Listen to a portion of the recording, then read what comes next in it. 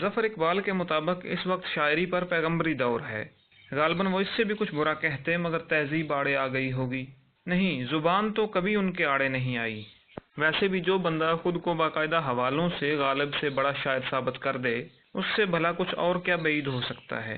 بہرحال ان کی اس بات سے مکمل انکار بھی ممکن نہیں۔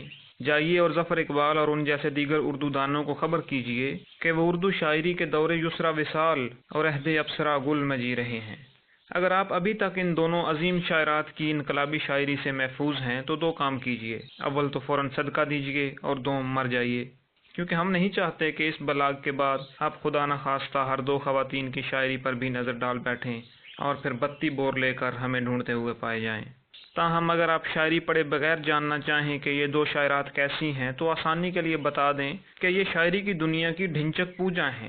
اب وہ لوگ جو ڈھنچک پوجا کو بھی نہیں جانتے وہ یقیناً لیونگ لیجنڈز ہیں، بلکہ وہ اگر پہلے بتا دیتے تو میں وش حیات کے ساتھ ہی انہیں بھی ستارہ امتیاز سے نواز دیا جاتا۔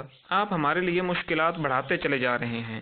اب ڈھنچک پوجا کے بارے میں کیسے بتاؤں؟ ہاں، سمجھ لیجئے کہ امام دین گجراتی کے گیت عطا اللہ عیسیٰ خیلوی گا رہے ہیں اور اتفاق سے ان کا گلا خراب بھی ہے، یا پھر عاد رضا میر کوکو کورینا گا رہے ہیں اور گلے کے ساتھ ساتھ ان کی نیت بھی ٹھیک نہیں۔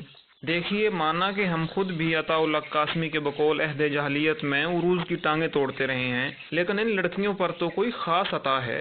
ان کی فیس بک وال پر آزاد نظمیں ہی نہیں، باقاعدہ آزاد غزلیں بھی موجود ہیں، لیکن ان کے حصے کے بیوقوف کچھ بہت ہی زیادہ تعداد میں ہیں۔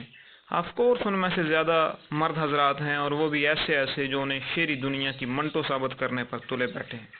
شاعرہ کی ڈی پی کو 4 بار زوم کر کے 40 تعریفی کمنٹس لکھنے والوں کو ہم بتا دیں کہ اگر منٹو کو ان کی یہ باتیں معلوم ہو جائیں تو وہ ان سب پر شکاری کتے چھوڑنے کے بعد خود کریم کی ٹیکسی کے نیچے آ جائیں۔ ہاں، کسی دور میں مرد شعراء بھی حکیمی شاعری کیا کرتے تھے جو خالص مردانہ بلکہ پوشیدہ امراض مردانہ کی وجہ اور علاج دونوں ہوا کرتی تھی۔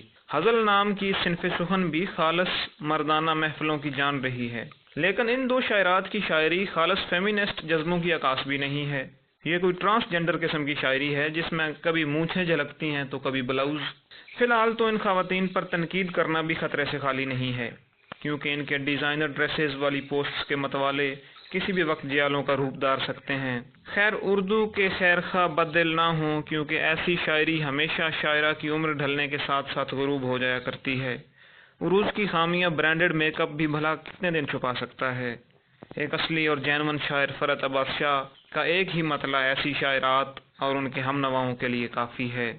کہتے ہیں کہ آگ ہو تو جلنے میں دیر کتنی لگتی ہے، آگ ہو تو جلنے میں دیر کتنی لگتی ہے، برف کو پگھلنے میں دیر کتنی لگتی ہے، برف کو پگھلنے میں دیر کتنی لگتی ہے۔